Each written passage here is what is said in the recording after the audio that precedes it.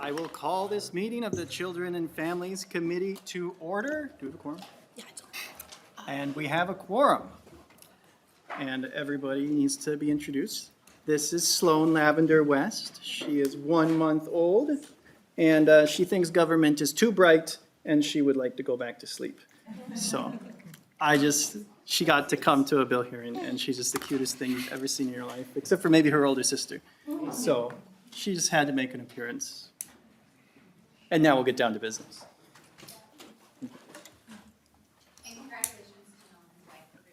Yes. And true champion of my wife, Megan, who also testified before the committee, Health Committee, and delivered the child, which I wasn't going to make her bring both, even though I desperately wanted to. All right. Do I have a motion on the minutes of February 25th? so moved, Mr. Chair. Vice Chair Hansen moves the minutes from February 25th. Any discussion? Seeing none, all those in favor say aye. Aye. Opposed? The motion prevails and the minutes are adopted. Now on to the agenda. We have House File 1346. So I will move House File 1346 before the committee to be re-referred to the Human Services Committee. Representative Nash, feel free to introduce your wonderful bill. Good afternoon, Mr. Chair and members of the committee. Jim Nash. For those of you that have been on the committee or have been incumbents, and I don't see any new members, you know that I've been working on this issue for a number of years, and some of you know my history, but I'll state it again for posterity and for those watching online. I grew up as an abused kid, and for 17 years of my life, my dad beat the crap out of me, and I suffered through a lot of things. As a corollary to that, my abuser passed away last Thursday, so there's now a little bit of closure where there wasn't previously. So that's both messy and good at the same time, but it makes it easier to publish the book that I'm working on. So, but 1346 is a bill that has been underway for a little while in working with some of the advocates that are in and around this issue. And it's really to elevate and try to standardize some of the training that goes on for mandatory reporters. It is something that everybody knows that mandatory reporters play a critical role. And you may remember that the most important person in my life who was a mandatory reporter, my mom, failed and didn't turn my abuser in. But this bill seeks to bring a higher level of detail to the training, provide a greater level of standardization. There will be other bills that I work on after the fact as well to really kind of remove a patchwork of training as it relates to mandatory reporters across the state of Minnesota. But you know, this is a personal issue for me, but I also know that there's a great many kids in the state of Minnesota that are watching the legislature and are saying, I really need some champions. So I hope that you all will join me in being a champion for the kids around our state that need somebody to stand up for them. And I will thank the department because this language was really sort of, we met in a couple of times and we had conversations and we were very frank about some of the needs that are present. So this is really an output of that work.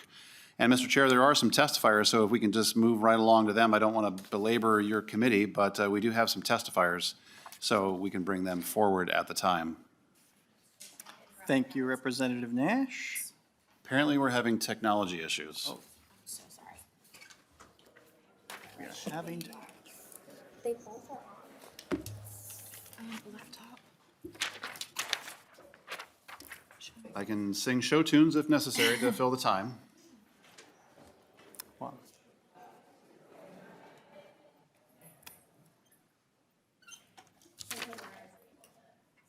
Okay. That hasn't happened yet. If you don't mind, please just step off to the side so we can do the meeting and then we can just, sorry about that. We are going to soldier right along. If I would ask Chair Katiz-Batoon, Vice Chair Hansen, are we okay to soldier along or would you like us to wait? Okay.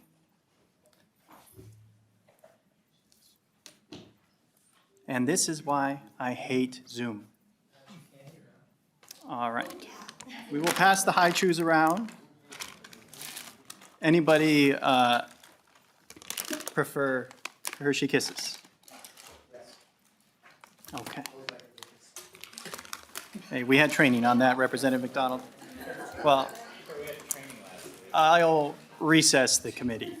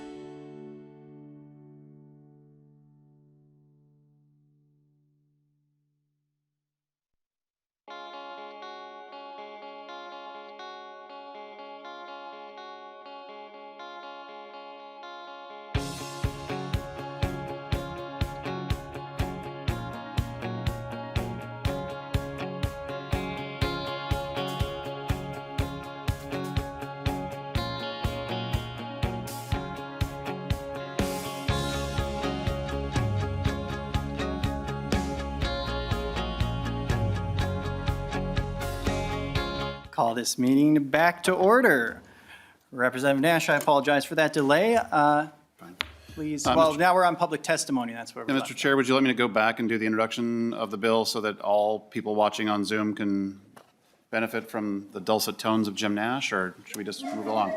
All right, well, so members, Jim Nash, District 48A, House File 1346 is, as I had said previously for those in the room, that it's really an effort that I have been undertaking since last year, where I shared with a lot of you that were here in the committee or on the floor that as a kid who grew up as an abused child, this has become very, very important for me. I had shared to those in the committee that my abuser died last Thursday, and while people struggle to rush to apologize, saying sorry, I don't know that that's something that I need right now. But the reality is, we have a lot of kids in the state of Minnesota who need a well-trained mandatory reporter. And 1346 seeks to do just that. It's to create a standardized and greater detailed training that will help people become a better mandatory reporter. The gist of the bill is really in subdivision 2 and forward. It is not an onerous amount of new information, but I think what will happen is it's going to get mandatory reporters better trained to identify what does abuse look like and how do we stop it. For those of us that have grown up as abused, we know what it looks like. And as I had said earlier, I would ask that you join me in being a champion for the kids that need somebody who will stand up for them. Because as simple as it sounds, it's apparently not that simple. Because as I had shared before we recessed and came back, and this is for the benefit of the people online, the person that I relied on to be my mandatory reporter, which was my mom, who was the director of nursing, failed miserably and did not report my father's abuse. We can fix that. We should all join together, whether we're Republican or Democrat. The kids in our district need a champion. So I would ask that you join me in doing that. And Mr. Chair, as I'd said, I have a testifier, Melissa DeBilzen, if she would come up to the testifier's table. She's going to provide some brief oversight. Mr. Chair, is there somebody online to testify as well, or is it? Is there somebody online to testify? No. Just send her. Not that we are aware of. Okay, thank you, Mr. Chair. Representative Nash. Ms. DeBills. Thank you, Mr. Chair and members of the committee. My name is Melissa DeBilzen, and I'm the Executive Director of Safe Passage for Children of Minnesota, a nonprofit advocating for the safety and well-being of children at risk of maltreatment. We work closely with a number of frontline professionals in the child welfare system. Child abuse is a significant but often overlooked issue in Minnesota. We see this in state data, but it is rarely discussed publicly. In 2022, around 5,000 children were confirmed victims of abuse, and tragically, 21 children lost their lives. If this were a childhood disease, we would be pouring money into treatments and cures. Like a disease, we know that prevention is key, and there are better outcomes for kids when abuse and neglect are detected and mitigated early on. This is where mandated reporters come in. Mandated reporters play a critical role. These teachers, child care providers, healthcare workers, law enforcement, and social services professionals are often a child's first line of defense. Nearly 80,000 reports of potential maltreatment were made across Minnesota counties in 2022, and 80% of them originated from mandated reporters. Robust training for mandated reporters is essential. However, after reviewing the state's mandated reporter training, we were shocked by what was and wasn't being taught. Of the 45-minute training, only 2 to 3 minutes were dedicated to recognizing signs of maltreatment. Additionally, the training misrepresented child protection as potentially harmful to families and included guidance that contradicted state law, such as requiring reporters to be certain of maltreatment rather than having reason to believe. Fortunately, the Child Welfare Training Academy has been open to feedback. To build on their openness to continuous improvement, we strongly support Representative Nash's bill, which ensures training meets 2 basic requirements. First, at least half the training must focus on recognizing signs of maltreatment. This is important because daycare workers may not realize that any bruises on infants under 4 months old are suspicious. A preschool teacher might not know that bruises on the neck are rare and concerning. A school secretary seeing a child regularly arrive hungry may not know if it's poverty or statutory neglect. A few minutes of training simply is not enough. Signs of maltreatment must be incorporated into mandated reporter training, not treated as an afterthought. Second, training must be informed by professionals with expertise in child maltreatment.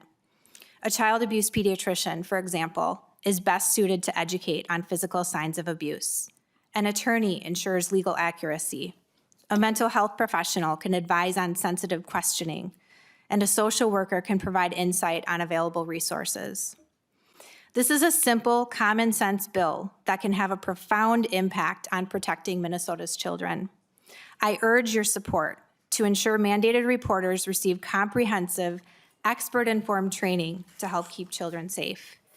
Thank you for your time and consideration, and I am open to any questions you may have. Thank you, Ms. DeBilson. Representative Nash. Yeah, Mr. Chair, thank you, and I would be remiss if I didn't say a thank you to my friend, Representative Moeller, who is my number 2 and helped me get the stuff done last year as well. And she has been a great champion of this. I thought I was past this part, but apparently I wasn't. You know, this is really a bipartisan effort. So stakes are too high to not get this right. So again, I would appreciate your assistance in this. Stand for questions. Thank you, Representative Nash. Are there any other members of the public who would like to testify on behalf of the bill? Seeing none, I'll close public testimony and move on to member questions. Member questions. Representative Hicks. Thank you so much, Representative Nash, for bringing this bill and for always just being such a champion. I really appreciate it. And I do just have a question because I don't understand why it was done this way. Not a problem, just a question. where it says suspected maltreatment, and then it crossed off suspected abuse as defined as the statute. I guess I thought we would still be doing training on suspected abuse. It wouldn't just be maltreatment, or did I misunderstand? I'm It would confused. be, Ms. DeBills. I'm sorry.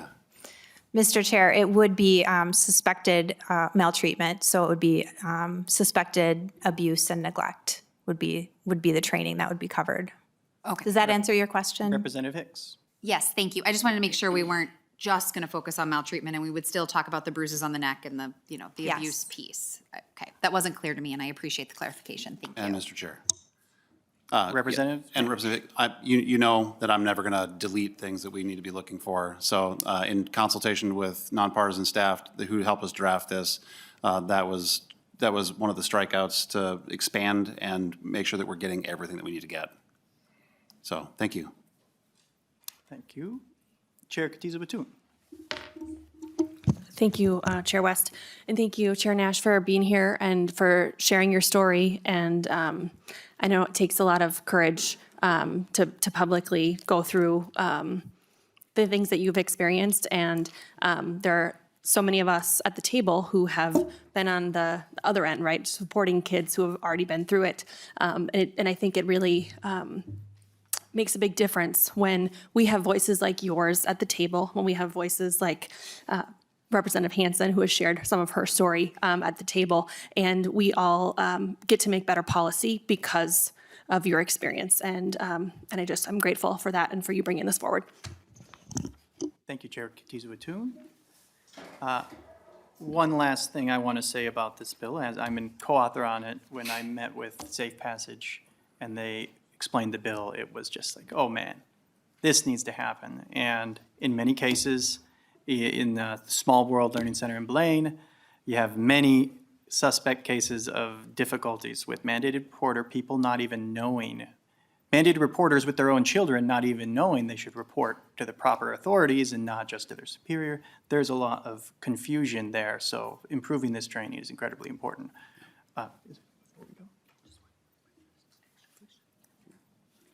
All right, and before we close it, before your closing comments, Chair Katiza Batun. Sorry for that. I'm hoping perhaps your testifier could give us a little bit of clarity on currently who is required to go through the mandatory reporter training, and does that change? Does it get expanded at all if this moves forward, or is just the content of the training for those people who are already required? Sorry for the delay on that. Ms. DeBills. Mr. Chair, it is open and available to all mandated reporters in Minnesota. I don't know the answer if they are required at this point. Someone from DCYF may know that answer. I don't know if they're required to take the training or not. I think some programs and in some, it depends on the organization, but. This is why we have geniuses to my right. Ms. Sunderman, can you enlighten us? Yes, Mr. Chair and members, this section does not require mandated reporters to complete or undergo training. It requires training to be offered to mandated reporters. And like the testifier said, it is typically left up to the individual organization whether or not to require their employees who are mandated reporters to do a training. Chair Katiza Batun. Thank you, Chair West. And I appreciate just that little bit of extra clarity. Obviously, step number one is making sure that the training covers what we needed to train or to cover. And then perhaps we talk down the line about making sure that folks are required to actually access that information. Thank you. Representative Nash, to close us out. Thank you, Mr. Chair. And Representative Katiza Batun, I think we just found our next bill. I'm watching the eyes as we're panning through. It's like, oh, wait, everybody should be required to take this training. So maybe we can get that jacketed up right away and get that moving, because, again, I'm grateful for the time. I'm grateful for, I know that you're with me on this. So I look forward. I'm sure some of you all will be at the next committee stop, but this is a big deal. And we have the ability as lawmakers to put a lot of the partisan differences that we may have aside to coalesce around the right issue. And this is one of those right issues. So I appreciate your support, Mr. Chair, and look forward to working with everybody along the way to get this passed. And this is indeed the committee for that. So I will renew my motion to re-refer House File 1346 to the Committee on Human Services, Finance and Policy. All those in favor say aye. Aye. Opposed? The motion prevails, and you're on Thank you, your Mr. way. Chair and committee.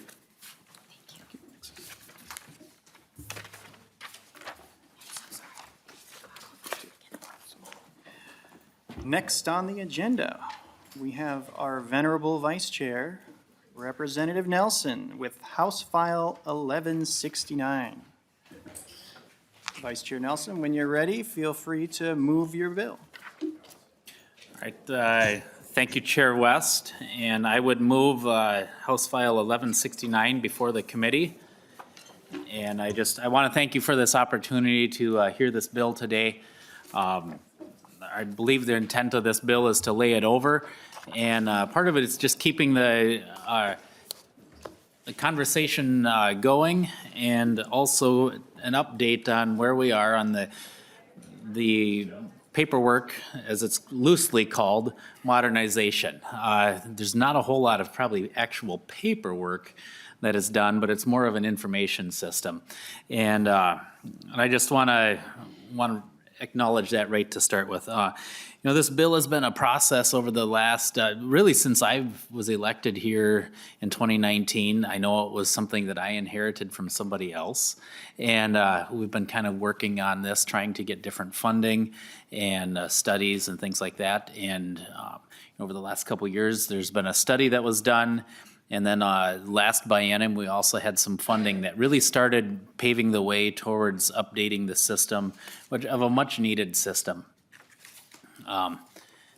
There was some great testimony last year from the department, showing that what has happened is a lot of needed information that's put in there, but it was described as a snowball rolling down a hill that continues to grow, and sometimes it starts picking up sticks and logs and everything else along the way while it's kind of become a behemoth. And it's kind of built on an old platform that really needs to be updated, and so we've got some just a little bit of updating that needed to be done. Some of the challenges we've heard from when I've talked to our counties, the caseworkers. They've been spending, some of them up to 80% of the time working on the system, data entry, and the challenges and the frustration of the system crashing or just getting overloaded with work. And, somewhere around 20% of their time working with the individuals and families that really need their services. And ideally, we could probably have that flip-flopped. 80% of their time are with the families, really providing the needs, helping get the needs and the stabilization that they need in their lives. And so with that, I really want to, I think we've got some testimony to be heard, and I would welcome that at this time.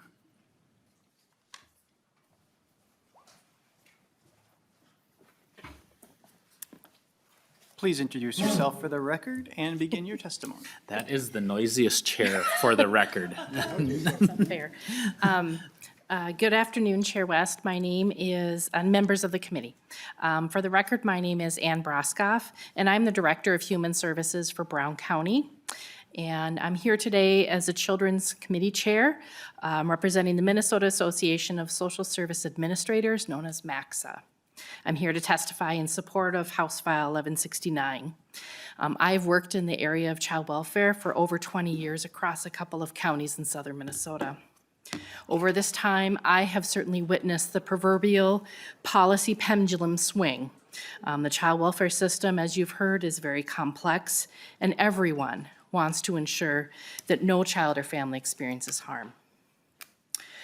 When policymakers, generally driven by really good intentions, respond to an unfortunate child welfare incident by mandating additional paperwork, the outcome can often backfire.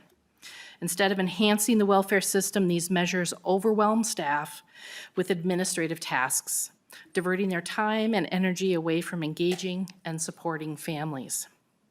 Pieces of paper and clicks in SSIS don't keep kids safe. but the time-intensive investments our staff spend with families and children is the not-so-secret sauce of better outcomes. So as you hopefully have all heard, we've not seen significant investments in our technology system. So additional administrative work is often made more difficult by incredibly outdated computer systems. An example of this is the new requirement for staff to provide a notice of Social Security benefits. Not something I would disagree with.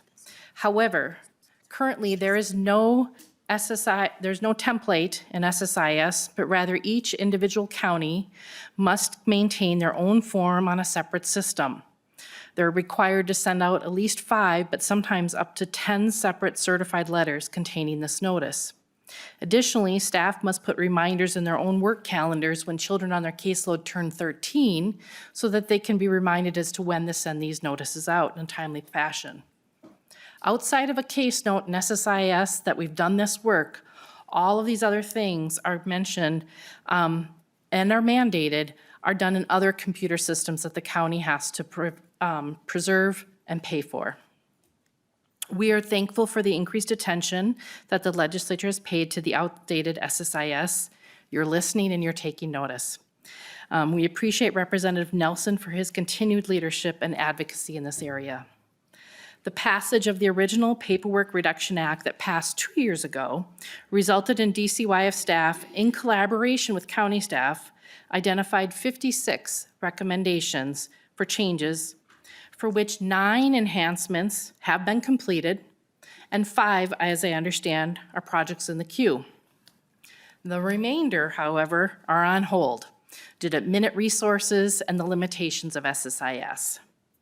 MAXA supports House File 1169 and encourages policymakers to ensure that the requirements of the technology updates have clear pathways, transparent timelines, and decision points and processes that are collaborative and co-governed with agencies to ensure timely and agile development of solutions. Thank you again for the opportunity to testify today and for your continued interest in this area, and I'm happy to answer any questions. Thank you, Ms. Broskov. Yeah, that'll be a challenge for our committee that both Chair Katiza-Watun and I are dedicated to, is how can we scrounge up money to actually make this happen, because it's been a problem. We do have one more on the list. Ms. Shapolsky. We'll see how close that was.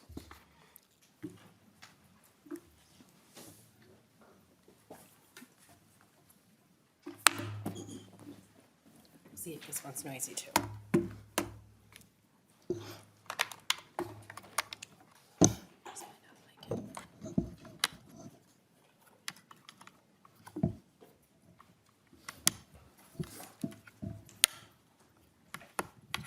It's just not it.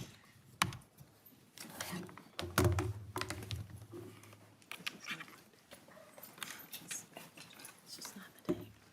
There we go. Representative Hevinson Yeager, could you pass the high chews? I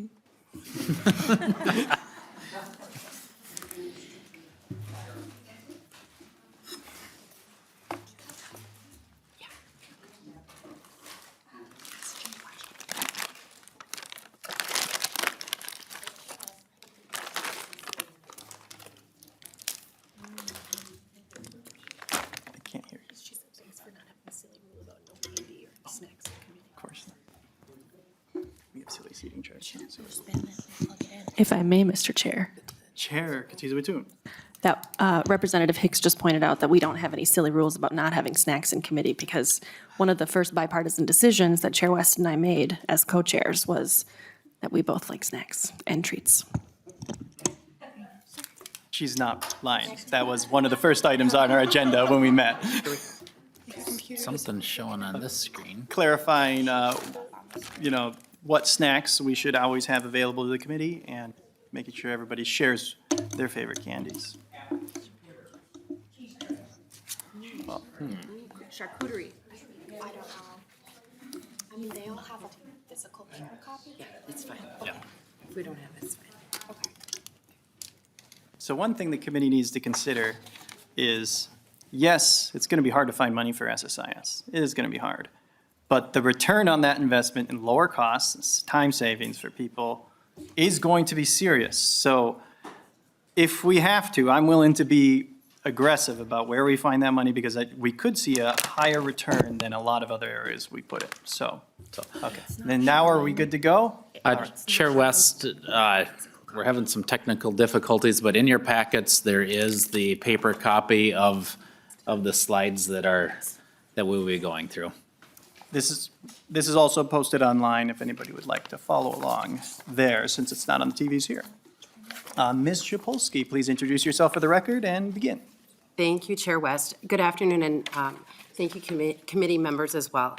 My name is Cynthia Shapolsky, and Ms. I am the Shapolsky, if you CWIS could pull the, Modernization excuse me, Supervisor.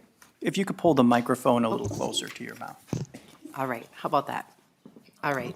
My name is Cynthia Shapolsky, and I'm the CWIS Modernization Supervisor at SSIS at the Department of Children, Youth, and Families. I've been in child welfare for the past 25 years as a direct practice child welfare professional and at the state for the past 12 years. Today, I'm going to be providing an update on the Child Protection Paperwork Reduction Act activities of SSIS.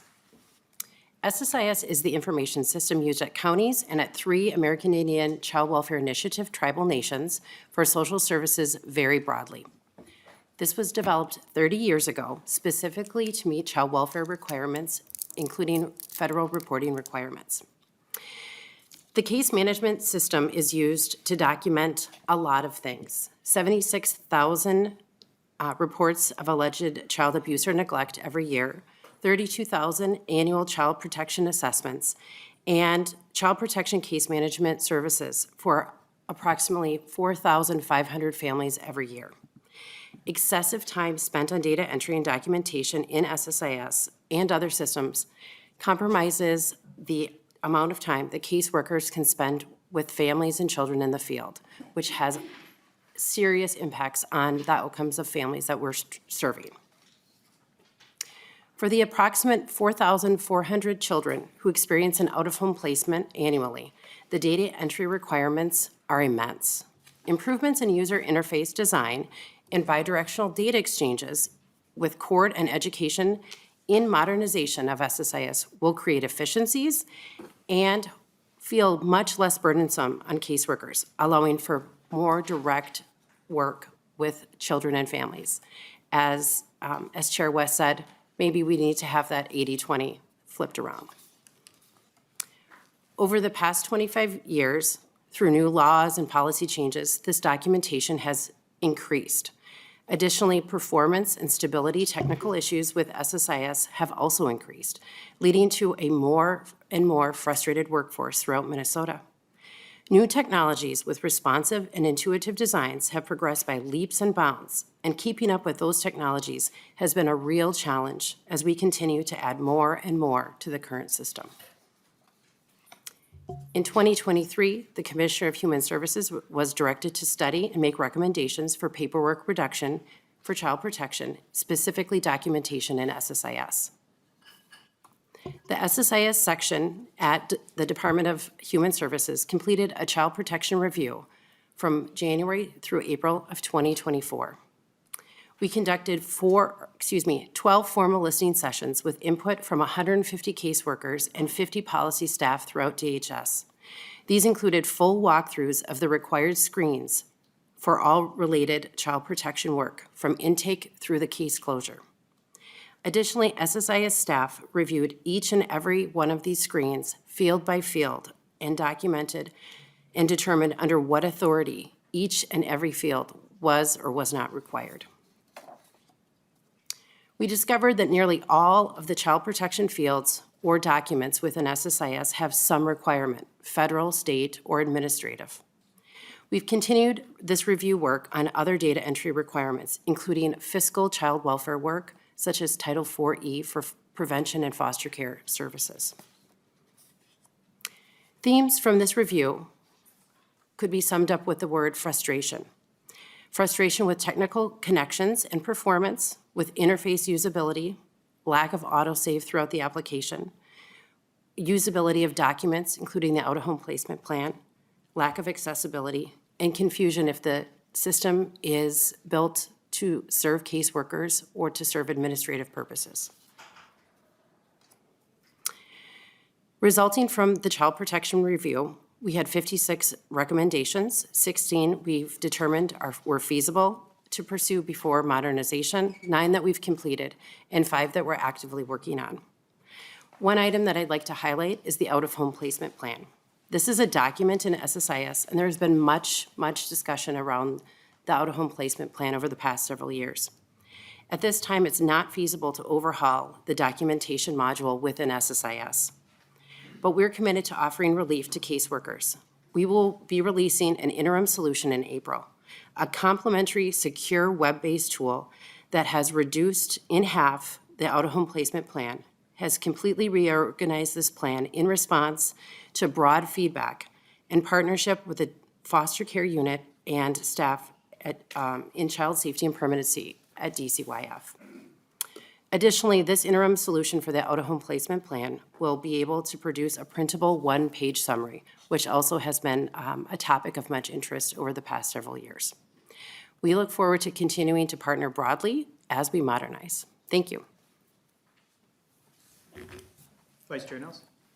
Well, thank you, Chair West, and thank you, committee, for, hearing this bill today. And, as we've heard, it's been a work in progress. It's, there's been quite a lot of things that have happened, some steps that have taken and necessary in identifying areas that have needed updating, and, it's in the process of it. And I think one of the things now is really going to be looking at the funding of it, of really the final piece of it, to really make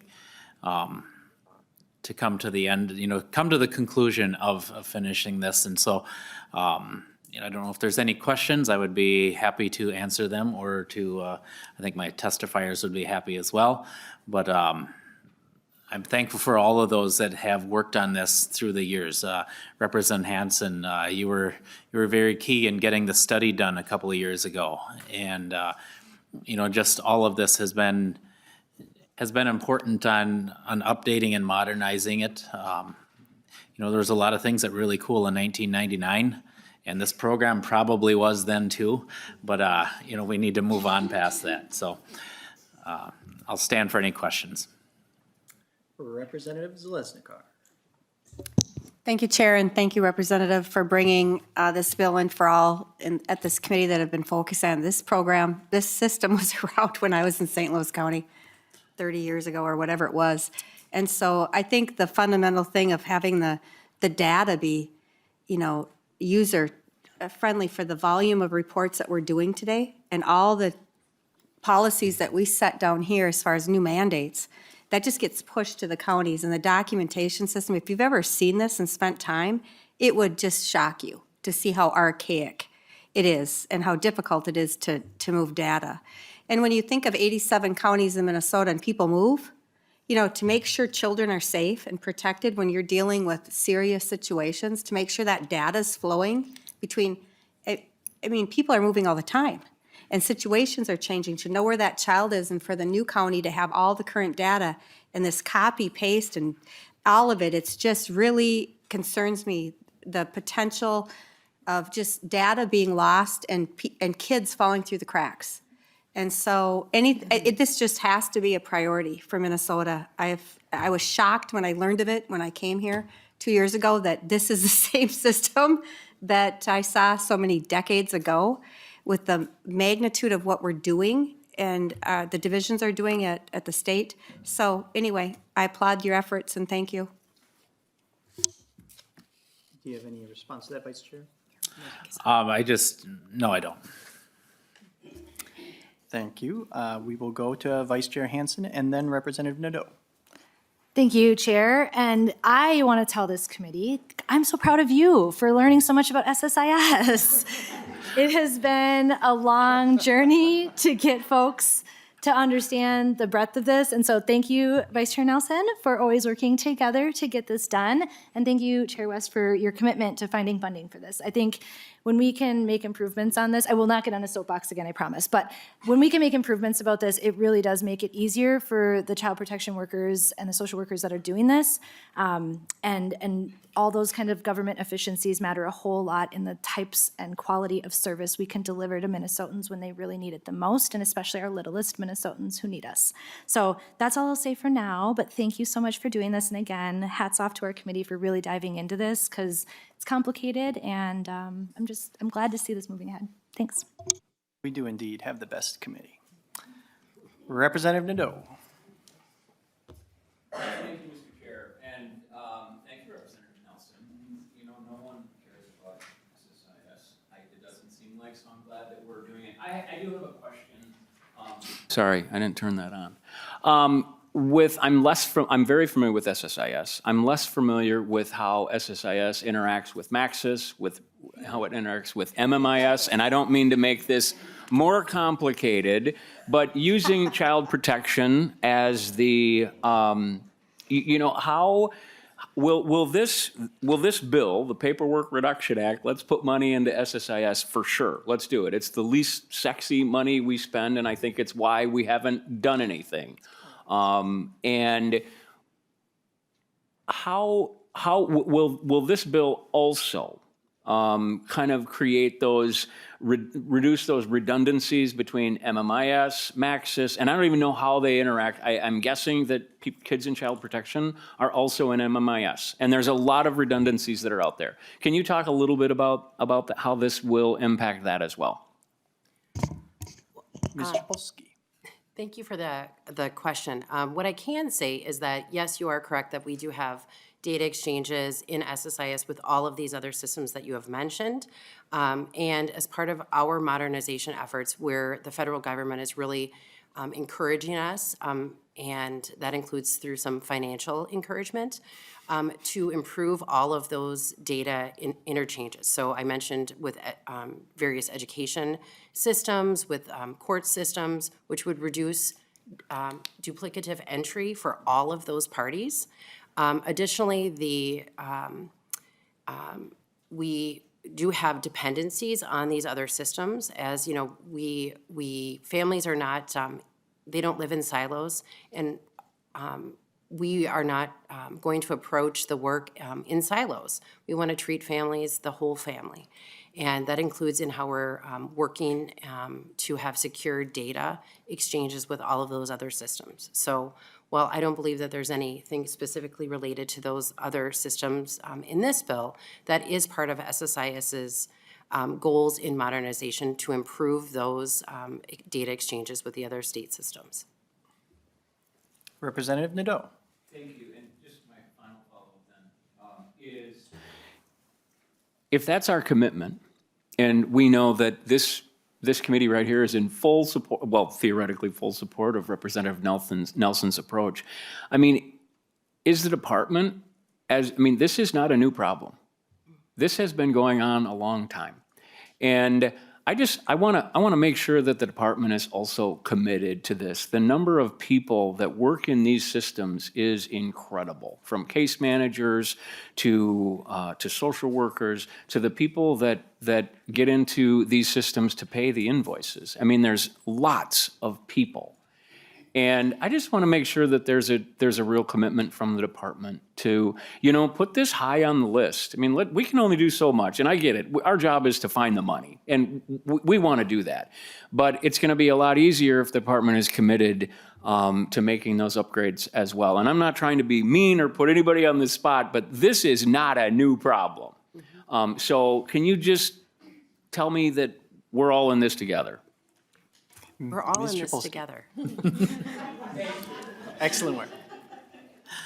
Any more member discussion?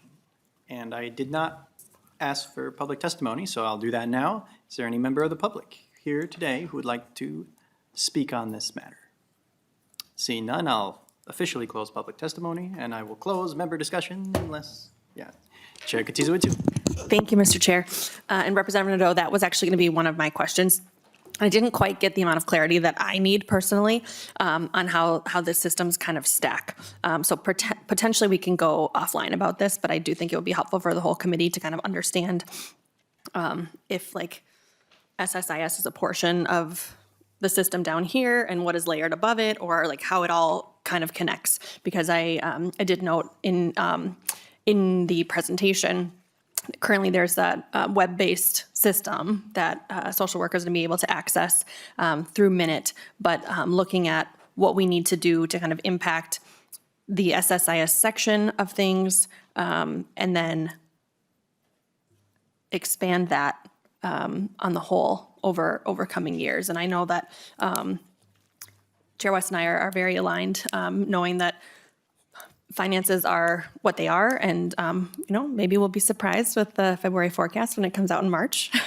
But I am curious, just kind of how that looks and everything. So I think a number of us have the opportunity, or have had the opportunity, to meet directly with our counties or other counties in the surrounding area, and I think that is really helpful, just for us to understand how it works in practice, and how the funding of that. One question I guess I did have about this, and I'm a co-author of the bill, and have been lucky to work with Vice Chair Hansen, and she shares her expertise. And then I know Vice Chair Nelson has really kind of taken this on and wants to move forward. What Vice Chair Nelson, what differences in this proposal go above and beyond kind of what the study did in 2023? Or is this trying to get at more of the fiscal impact? Just kind of looking at next steps. Vice Chair Nelson. So the bill, kind of the bumpy start we had this session, I just kind of copied and pasted just had it rejacketed from a prior session. So it really probably is not drafted in the way it really should be. My intent with the bill is that we would take the information that has been in the studies, and that's already starting, as we've heard that from the testimony, and that what we'd really be focusing on here is really finding the financial piece of that to really finish that out.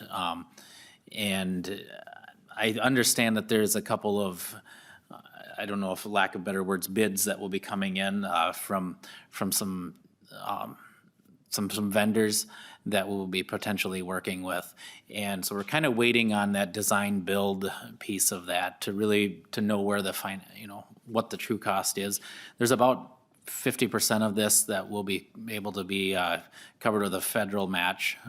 So that's an important part of this, is to be able to, a lot of these regulations that we're following here are federal. And so some of these they're covered by federal. So I think that's an important part of it, that it's thankfully not all coming out of our budget, but we need to be able to spearhead this and be able to give the direction on it to be able to get those funding. Chair Katiza-Batoon. Thank you, Mr. Chair, and thank you for that response, Vice Chair Nelson. I appreciate just kind of knowing what is next in the process in your mind. And I appreciate also that you flagged that there is a federal match at this point in time. So much of the work that we do in this committee is funded by the federal government. And so I think that given some of the conversations that are happening with DOGE out in Washington, D.C. right now, there was multiple programs that were frozen, including SNAP, including the Northstar Assistance Program Representative Hicks is going to talk about next, all these sorts of things, and how they so intimately intertwine with the work and the funding that we put in place here in Minnesota. So I think that it's really of interest to this committee and to the entire legislature, that we keep a very close eye on those cuts and make sure that the money that we're spending that does incredibly important work continues to come in, so that our entire state budget isn't blown up by the feds. Vice Chair Nelson, would you like to close out your bill?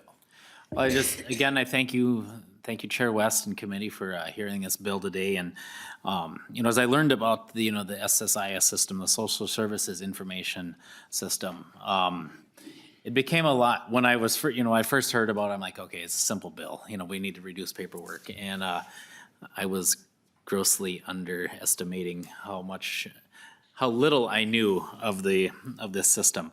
This touches everyone's lives, basically from prenatal till really to the grave. If any individual has any contact with your county social services, you're in this system. And I think our focus has been on really probably the biggest chunk of it is with children. That is some of the biggest loads. So that's kind of been our focus. But I mean, our hope is that all of this will be addressed and will be really updated and modernized. And I'm not sure what the answer is to the Maxis system. I'm hoping that the interfaces will all continue to work well, and I think there's probably a need for some updating there as well. But I think for right now, we're working on this area, and I just appreciate the work of the committee and the indulgence. It's not this cool, flashy new thing. And so when people ask me what I'm working on, it's a little bit nerdy to be able to say what I'm doing, but it's something that's desperately needed, and I think will desperately help our caseworkers and especially the families that we're intending to help in our communities. So thank you with that, and with that, do I need to make the motion, or? You can renew your motion to lay it over. I would renew my motion to lay the bill over. And House File 1169. 1169 is laid over for possible inclusion in an omnibus bill. Last but not least, Representative Hicks and House File 1276. Now, Representative Hicks brought this bill up to me in the retiring room a couple days ago, and we had a brief discussion on it. And, well, we all dream of having lots of money, but outside of that, it seems like a very good bill to me. So I would be on it, but I have a rule about I don't want to put my name on anything that costs money outside of early learning scholarships, because I know there'll be a lot of unpleasant conversations about who didn't get what when the time comes. But it'll all be my co-chair's fault. I will let them know. All right. Representative Hicks, would you like to move your bill? Yes, I'd like to move my bill for possible inclusion.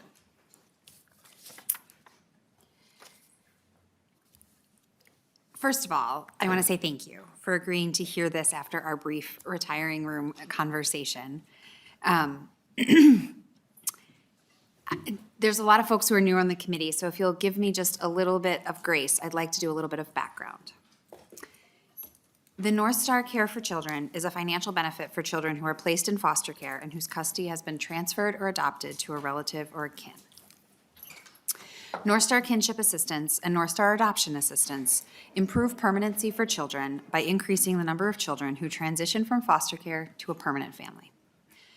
Northstar Care for Children payments differ depending on the child's age and level of need. Children who reach permanency while under the age of 6 receive the preschool entry alternative rate, which is approximately half the financial benefits of children over the age of 6. This bill eliminates that alternative rate for children who reach permanency with relatives or within individuals who are identified in MIFA. The reason for this is to support family members to be able to get to yes. This really supports children and kinship families. It helps create long-term stability, keeps families together, and helps siblings stay together. Many times, family members are not planning on starting over or raising their grandchildren. This helps them be able to get to yes. They so desperately want to say yes. There was a study that was released last year about Northstar's benefits for children 6 and older, which showed that permanency with Northstar benefits raised academic achievement by about 31%, and the outcomes were astronomical across the spectrum, include things like improved school stability and reduced school suspensions and behavioral concerns. This change in this bill would give us a chance to really help those families bringing in kin under 6. Currently, county agencies may request to delay finalizing permanency. They wait until a child turns 6 so that the family can receive the full funds. This means children are waiting. We hear all the time from families that the reason they can't say yes is that they're not able to provide for the child. Grandparents who are in their late 50s, early 60s, and weren't planning to start over, don't have $20,000 to pay a year to pay for childcare, as we've talked about in this space. They want to say yes. This gives them an easier way to get there. In many cases, our child placing agencies, our counties, are faced with two choices. Move the child from family, which is not in their best interest and not what their family wants, or wait for permanency and keep them in foster care until they're 6. This bill works to try to fix that for so many kiddos and families. In your packets, you will find a bit of a stack of support letters and reports. There are a couple more coming to you that I didn't get in time, so I am really sorry about that. You'll see letters from individuals, you'll see letters from agencies, you'll see letters from counties, you'll see letters across the board. There's also a report, if you are interested in some reading in this space that I chatted about today, that I find fascinating. And I would encourage any of you where this is an area of interest to take the time to read it. I do have some testifiers with me today who can speak much more eloquently than I can about this topic. So I would invite them to come up.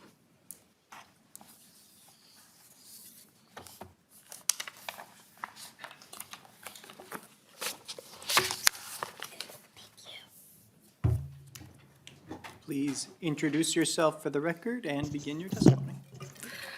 Good afternoon. My name is Sadie Hart, and I'm the Policy and Advocacy Director at the Ain Da Young Center in St. Paul. Ain Da Young means our home in Ojibwe, and we provide a healing place within the community for American Indian youth and families to thrive in safety and wholeness. I'm also a co-chair of the Metropolitan Urban Indian Directors Family Preservation Committee, which is where this version of the bill is coming from. So I monitor child welfare proceedings and work with justice partners in the Metro to comply with the Indian Child Welfare Act and Minnesota Indian Family Preservation Act. In one of the current cases that I monitor, an uncle is providing foster care for 2 siblings, one's 13 and one's 4, and he wasn't sure if he would be able to financially care for both of them, with the younger child receiving the reduced rate once she reaches permanency. So his 2 choices were, or the county's 2 choices were to risk that placement disrupting and having that child most likely go to a non-relative placement, or separating the siblings, even though that relative could provide a loving and stable home with the proper financial support. So the decision that they did was to keep the child in foster care until she turns 6 and can receive the full benefits. And the concern that we have with that option is that it's taking away direct services and resources that could be better utilized by other families in the system. With the last bill, you heard how much time is taken by documentation, and that's also a concern of ours, is that it's taking resources from families, it's taking up judicial resources, guardians ad litem, tribal attorneys, social workers, anyone involved in the court system. It's taking up additional time and resources. Sibling separation is a very big issue in foster care. In 2023, there were 490 children waiting for adoption. 45% were siblings who needed to be adopted together, and 20% were children under the age of 6. I want to reiterate a couple of the points that Representative Hicks made from the Upjohn Institute for Employment Research study. The full payments raised average academic achievement by about 31% based on outcomes recorded 3 years after foster care episodes started. They raised the chance of moving from foster care to adoption or kin guardianship by 29%, and on average decreased time to permanency by approximately 5 months. So these are just a few examples of how the bill could impact fosters, their families, and the child welfare system. Thank you for letting us have this hearing and considering this bill. Thank you, Ms. Hart. Next on the list, Brittany Lamb. Yes. Oh. Ms. Lamb, please introduce yourself for the record and begin your testimony. Chair West and members of the committee, good afternoon. My name is Brittany Lamb. I've been a social worker in foster care and adoption in Minnesota for nearly 9 years. Thank you for the opportunity to speak with you today in support of HF 1276. While my employer also submitted a letter of support that you'll find in your packet, I'm here today on behalf of the Minnesota Social Service Association, a network of over 5,000 health and human service professionals across the state. Many of us work in child welfare, and we are all committed to making sure every child grows up in a loving and stable home. This bill is about keeping our promise to children in foster care who we said we'd take care of. If passed, it will ensure that the youngest children in foster care receive the support they need to thrive after they find permanent homes. As Representative Hicks described, children under 6 currently receive half of the financial benefits that they do while in foster care. This current system doesn't make any sense. The cost of raising a child isn't halved just because they're younger when they achieve permanency. In fact, children often need more resources, support, and care in the early development years. Costs add up for things like childcare and services to help children heal from the adversity they've experienced. Childcare can be especially financially challenging because many children have complex needs that require more specialized and therefore more expensive forms of childcare. I've heard from many caregivers who may not have planned to raise a child, but they want to provide a safe and stable home for their young relatives. They want to keep siblings together and keep children out of non-relative homes, but they find themselves facing financial hardship to do so. Amidst all that goes into getting licensed and caring for children who have experienced trauma, some caregivers don't realize that their child's benefits will be reduced by half or even more after finalization. They're caught off guard and suddenly lacking the support they had planned for. One caregiver told me, "They said I would get financial help. I wouldn't have adopted this child if I had known it was going to be less. I love them and want to help, but I just can't afford their care." No one wants to say or hear that, but it's the reality that many families face, and we need to acknowledge that. Without proper financial support, some families may be forced to see children re-enter the foster care system. As Representative Hicks described, sometimes finalization is delayed until a child turns 6 to ensure they receive full benefits. But as others have attested today, this keeps kids in foster care longer and disrupts stability and adds to already full caseloads and more burden on the system. Again, this bill is a way to uphold our promise to take care of kids in foster care. By ensuring equal financial support, regardless of the age the child achieves permanency, we can help more children find stable, loving homes without making it harder for their loved ones who step up to care for them. I urge you to support HF 1276 and help Minnesota children get the care they deserve. Thank you for your time and commitment to the kids and families of the state, and I welcome any questions you might have. Thank you, Ms. Lamb. Next on the list, we have Laura Newton.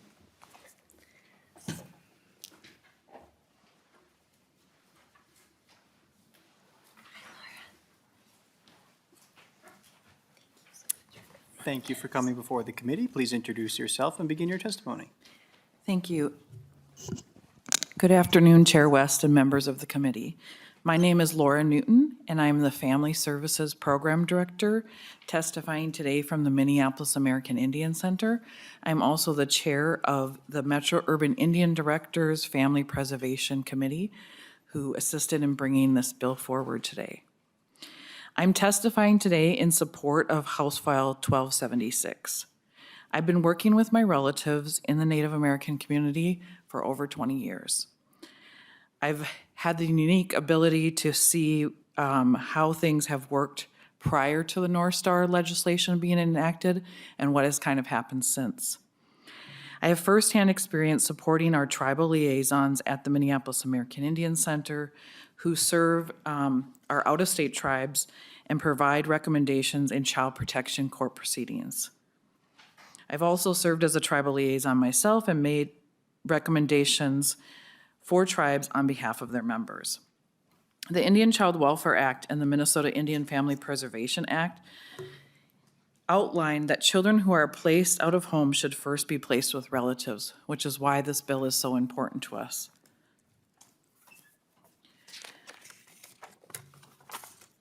In the past several years, I've noticed a pattern has emerged with our relatives that are caring for children ages 0 to 5.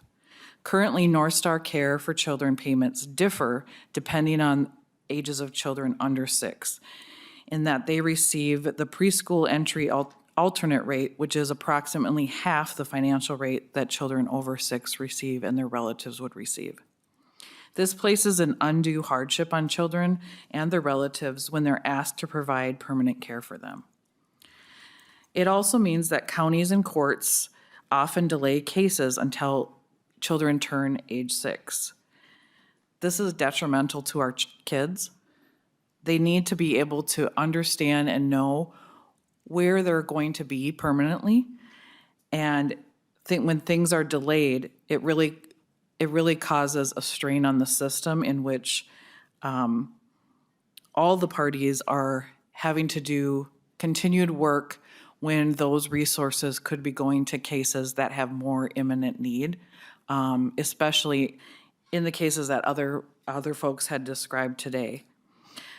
I've seen relatives struggle to proceed forward with taking custody of a child because of the concerns that they have regarding whether or not there be financial need to adequately support them.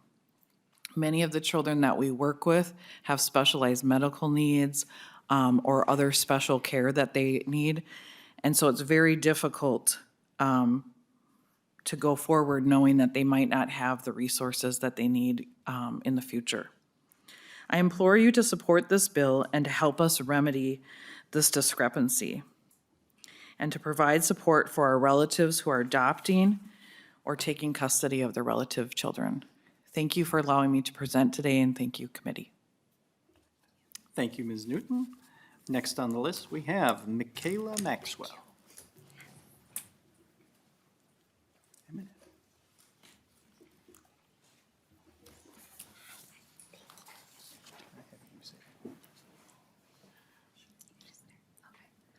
Go ahead and introduce yourself and begin your testimony. My name is Michaela Maxwell, and I am in support of the HS 1276 bill. And I was a foster caregiver, but I am also part of ICWA. Oops, sorry. I'm from the Ihongtamanoyate and the Red Lake Ojibwe and Kewame from Pueblo. And in our cultures, it's important to be caregivers to all of our family members and our extended family. It's very vital. And I was raised in those traditions and morals, and because of that, I became a foster caregiver to my niece and nephew. My youngest, he is of the preschool age, and what really impacted my role and my decision with his permanency is he is such a great kid. He is super bright and super loving, and him and his sister have been through so much, and I really appreciate their perseverance, and they have taught me a lot. But also, I know that they need a lot of support and services, and I knew that going in for being a potential permanent option for them, that I would potentially have the funding cut for the youngest. He entered care age 3 going on 4, and I had to figure out how could I best support him and his needs. He has significant needs, and I knew already, he was already, let go from 2 daycares, that I would might have similar issues down the line with him and then with her, since she did not start school. I knew they both need significant supports and services. That could I do it as a single parent, And I really sat back and I really appreciated the team that I worked with, and they, supported them staying with me. And we finalized last month. Thank you. I am their permanent guardian now, and I know, and I'm very appreciative of them waiting until my youngest boy, turned 6. And now I don't have those worries anymore about him. What am I going to do with his funding cut in half? I needed plan B, C, D, E, and F for both of them, and whatever their mental, emotional, and spiritual and physical needs are down the line. And that's why I think it's very important to support HS 1276. Thank you for your testimony. Last on the list, and if you're here to testify and you're not on the list, feel free to step up after this testimony, is Nina Vongfeth.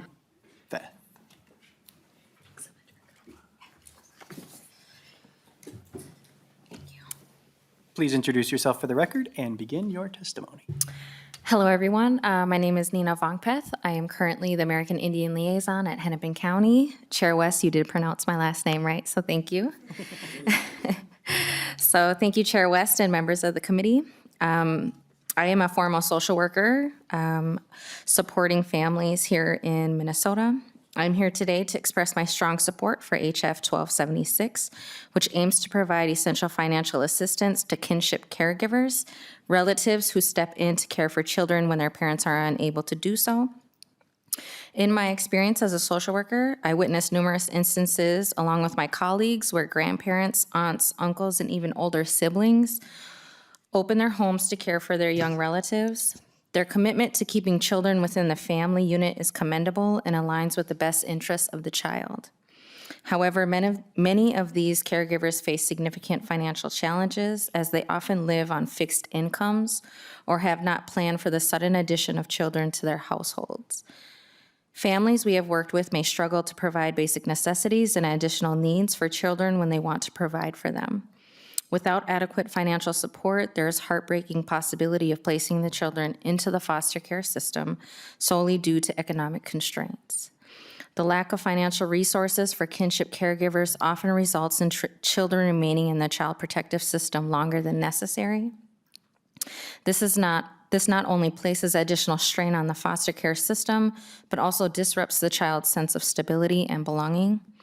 Prolonged stays in the system can lead to emotional and psychological challenges for children, including attachment issues and academic difficulties.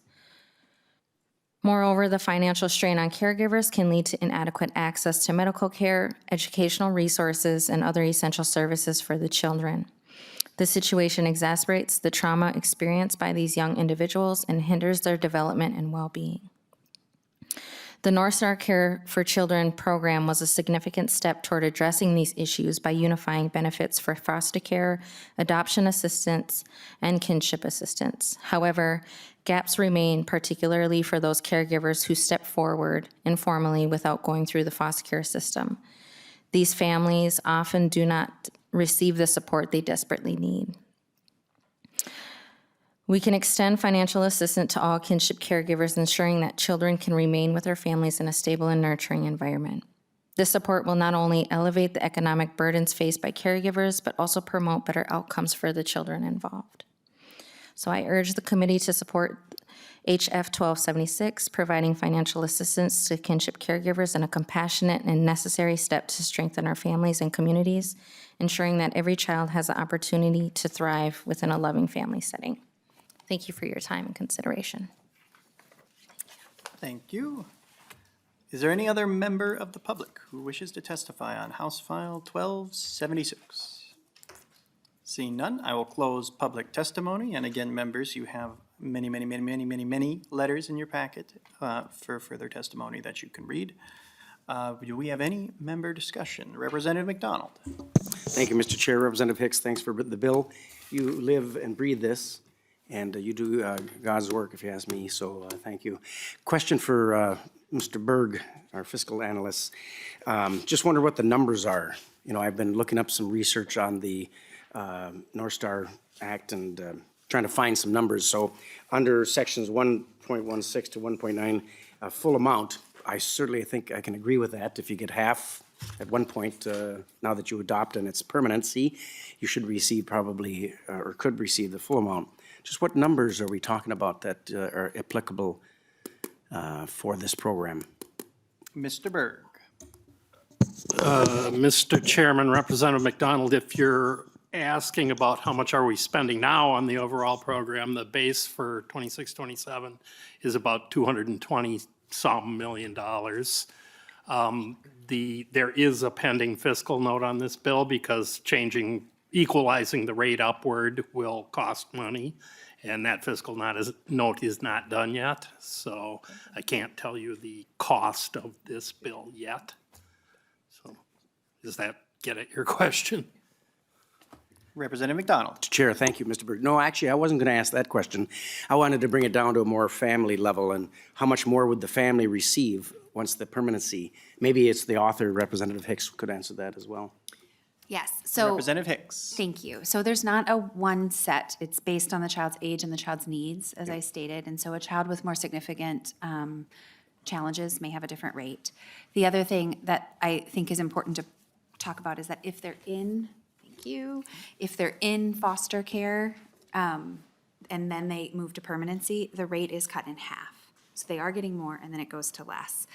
Birth to 5, the daily rate is about $25 a day, and the alternative daily rate is about $12. And so those two numbers are important because there's a whole process. We go through something called the MAPC, and the MAPC is an in-depth interview with the child and the permanency placement, the family, and then the worker. And the MAPC assessor is not the same person. So there's 3 people that do the assessment, and they determine the rate, in that range based on a variety of things that are part of that conversation. Does the child have an IEP? Does the child have physical needs? Does the child have mental health needs? Does the child have a learning disability? Do they have a developmental condition? Do they have diabetes? Or do they have a complex medical condition? Do they have a G-tube? Do they have a trach? Do they, like, all of those things go into that conversation. So I could give you numbers, but it's really very specific to the child. And I think the important thing to remember is that it gets cut in half if you say yes. Representative McDonald. Mr. Chair, thank you, Representative Hicks. Yes, say yes to the bill and say yes to for people to be the permanency. And I did research that. I see that each county is different as well. There's a rate for Hennepin County and Anoka County, and those are adjustable, I see. Is that correct? Representative Hicks. I'm actually not 100% sure on the details. I know the MAPC determines everything. So the MAPC is what determines it. And the MAPC is done in every county, in every child. And there are different factors that go into that conversation, and perhaps location is a part of that. It probably is related to childcare costs. But the MAPC is a complicated tool. If you would like to sit down and go through a MAPC, I would love to do that with you. In fact, I would love to do it with the whole committee. So chairs, that's an idea I would love to throw out. I would love to sit down and go through the MAPC with people. I really do think that understand that the weeds of foster care would be really beneficial for all of us to do. So this is my offer to do that with any of you at any time. That I did spawn a question myself for Mr. Berg on the $220 million, or if we were to invest more into this particular bill. Is there a portion the federal government picks up in any way in this bill or in general in the program? Mr. Chairman, the 220 I mentioned was strictly state costs on that. And I do not know off the top of my head if there's other federal reimbursement on this or not. I'd have to check on that. I don't think there is. I think this is a state program, but don't quote me on that. I will respond to you on an email to confirm that. Thank you, Mr. Berg. Representative Perez-Vega.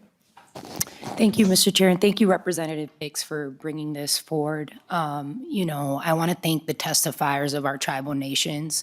As a Boricua, which most folks think, what is a Boricua? But as First Nations of Puerto Rico, it's the colonized name. We talk about the connections of village from my tribal nation to here on Turtle Island. And when we talk about investing in our children, specifically our tribal children, to connect and stay with their family members through a process that firsthand is difficult, but in particularly to the first families of this nation, this is restorative justice. These are avenues of restorative justice. When we talk about children being able to stay in their village and connect with their traditions, connect with their family members or folks that may not be blood, but are part of that village, you can't place a dollar sign onto that. And I understand we're here talking about fiscal notes and numbers, but we're talking about healing, and we're talking about being a better Minnesota. And what better way to do that when we can keep our littlest Minnesotans with their families and make sure that the families have those needs to ensure that that kid grows up to be an adult, and an adult in their land of 7 generations to continue to build this great state. So I just want to give praises to that and highlight to my colleagues on on both sides of the aisle for bringing this forward, because these are the pieces that connect the good work that we do together to talk about what restorative justice is. That's all. Representative Hicks, any comment? No, thank you. Representative Nadeau. Thank you, Mr. Chair. And you started my question to Mr. Berg, and I just want to follow up to make sure I understand. So first, Mr. Berg, is there no federal dollars that are being contributed to this program? The grilling of Mr. Berg continues. No, Mr. Chair, I was just looking in the budget book. There is, and it was mentioned before, there's Title IV-E money that does come for permanency, foster care, kinship assistance.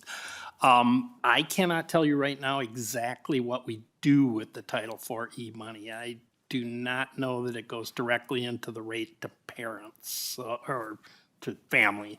I'll have to check on that. And overall, in this area of the budget, there is about $9 million, $9.5 million a year in federal money out of, as I say, the Northstar program. The base is between 220 and 230 million for the next biennium. So the federal money is not a substantial part of the money. Representative Nadeau. Thank you. And just a final follow-up from Mr. Berg, and then I have one more question. So is that inclusive of ICWA money, or is that a different funding source completely? I would generally, I'd need to check more on it, but ICWA is separate from the rest of the system. There is, I mean, that under federal law, ICWA cases are very much separated from the rest of the child permanency system. All right, thank you. Representative Nadeau. Thank you, Mr. Chair, and thank you, Representative Hicks. Do you know why the original, why the current statutes have that financial rate cut in half for the youngest kids? Do you know why that was originally put in place? Representative Hicks. Thank you, Chair. I can ask the department to come up. I'll tell you my opinion. Do you want my opinion? It is not factual. I mean, it might be. I'm not sure. We'll see what Jennifer says. But I think the truth of the matter is it's a lot easier to place young kids. It's really, really hard to place older kids. That's been my experience. But I'll let Jennifer talk about what the actual history is. I'm telling you my lived experience. It's much, much harder. Ms. Mr. Chair. Summerfield, please introduce yourself for the record and share your wisdom. Thank you. Members of the committee, I'm Jennifer Summerfield. I'm the Government Relations Director for the Department of Children, Youth, and Families. I was not working for the department at the time that Northstar was put into place, but I was working with people who were working directly on that bill. My understanding and recollection is that the reason Northstar was put in place with the preschool entry rate was really a fiscal issue. There just wasn't enough money to go around to cover all of the cases that were there, and so a decision was made that it was easier for children under 6 to achieve permanency, and so that's where the cutoff was made in order to try to save dollars, rather than fully fund Northstar for everybody. Representative Nadeau. And my final question is, starting down on line 1.21, where we talk about state share. And I might be reading this incorrectly, and so just correct me if I am. It looks to me like the bill has to do with the Northstar Kinship Program, but it looks like there's 3 different funding sources. There's the foster care program under 260C, and then the custody assistance program under 142A, and then the Northstar Care for Children Adoption Assistance Program under 259A. And I'm wondering if this bill, sorry, I thought the agency was still up there, my apologies. Jennifer can come back. And I'm wondering if your bill, it looks like this bill only deals with the preschool entry into kinship assistance program, but are there other funding programs that we're overlooking? If we looked at, I mean, I think everyone here would support this, depending on if there's enough money to cover it. And so are there other financial considerations that need to be taken into account as well? So I actually do know the answer. Representative Hicks. I actually do know the answer, so I'm very proud of myself, because Great. this is incredibly complicated. But Jennifer's going to stay here in case I get it wrong. So 1.3 is the legacy custodial supports that has been phased out because of Northstar. So that's like not here anymore, right? That's the legacy custody? That's a legacy program, yes, and I am not able to speak to whether it's fully phased out right now or not. I'd have to check on that. Are they close? It's close, but not quite phased out yet. So what that means when we say that close, it means that, oh, I'm sorry. When we say it's close, that means that those kids are already in high school, because we transitioned to Northstar. So that piece is referenced here. The other piece is that, as you have all figured out, this is incredibly complicated for a fiscal. It's really complicated for a few reasons. One, because there's all the different funding streams. We have all of those different pieces involved in it. The other piece that's a little bit complicated, as you heard from my testifiers, is when we try to capture the fiscal, we already have families that are waiting till 6 to achieve permanency. And so when we talk about the fiscal, we talk about, well, it's going to cost X, and we don't know what that is yet, but it's going to cost X. But it's hard to account for a negative, so it's hard to account for what we're already spending because they're waiting till they're 6. And to be clear, they're getting the full amount as long as they remain in foster care. It's once they achieve permanency under 6 that it gets cut in half. So our expenses from birth to 6, if they never leave foster care, are stagnant. They're at the moment.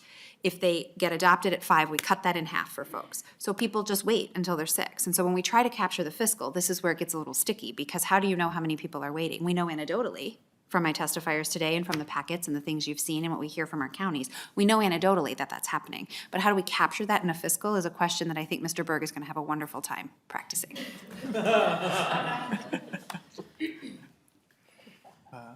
Thank you. Well, Representative Nadeau. Okay. You know, and thank you. And it is, I mean, it is complex, and I appreciate that.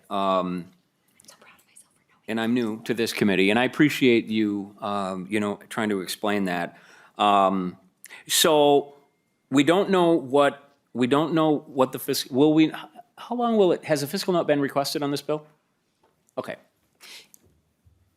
Representative, Go ahead. Do you mind? Representative Hicks. I just want to defend myself because I went and talked to Chair West before I dropped it, and he really liked it. So I had a very quick turnaround. I'm not intentionally trying to come without a fiscal. No. Yeah, that is, we've had a lot of bills without fiscals. We're just talking here. We'll see what the money is when the money comes. Representative Nadeau. And thank you, Mr. Chair. Thank you, Representative Hicks. Any further member discussion? Okay. Chair Katiza-Watu. Thank you, Mr.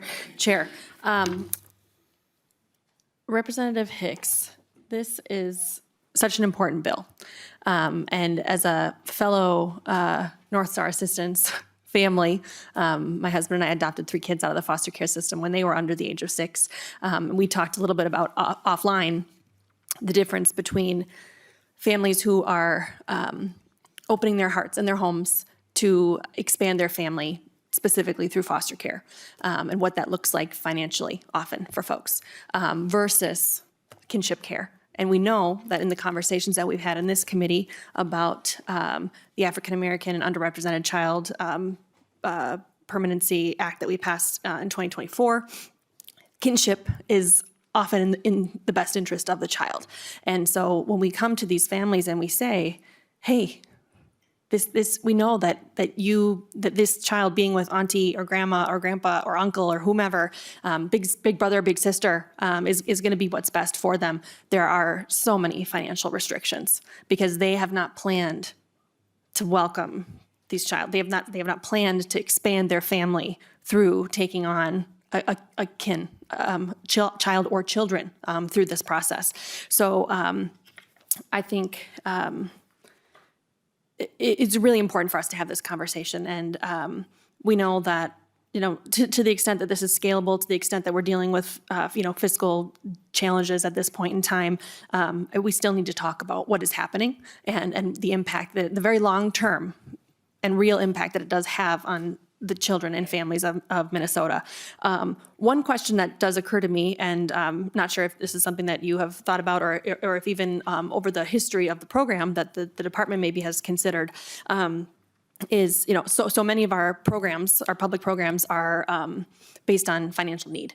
And so I don't know if that's ever been a part of the Northstar assistance, children in adoption assistance for, families, if we've said, hey, do you have enough money? Do you make enough money? So if we're considering expanding this to kinship families, and there might be some of them who are in a strong fiscal situation personally, is that one way that we could potentially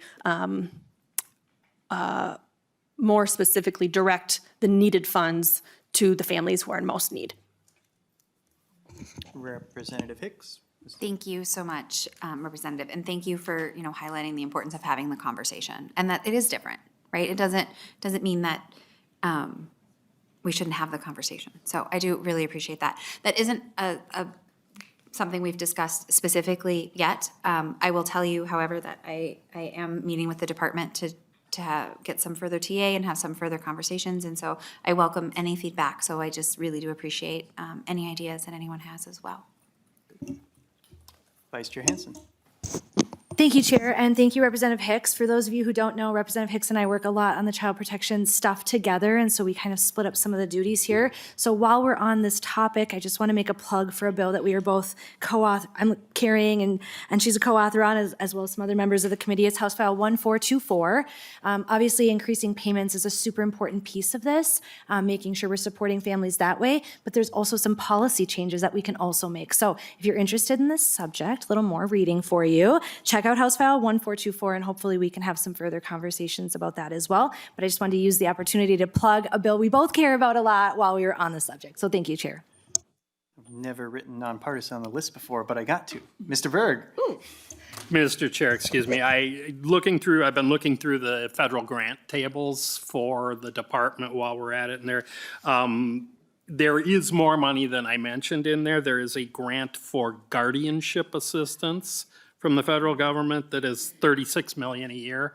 That is, as it is described, assistance intended to prevent inappropriately long stays in foster care and several other purposes to increase safety and permanency. And there is a small grant of $1.5 million a year that is for kinship navigators. And that is, you get into, as was mentioned before, federal Title IV-E funding. So there is more than I was thinking, but it is not like a match program like in medical assistance where they pay half the bill or something. Gotcha. Thank you, Mr. Berg. That's very valuable. Representative Hicks, would you like to close out your wonderful bill? Yes, thank you so much, everyone, for the wonderful discussion, and to all my testifiers for coming and sharing their personal and professional experience today. And for all of you for being open and willing to have a difficult conversation about what is child welfare. So, thank you.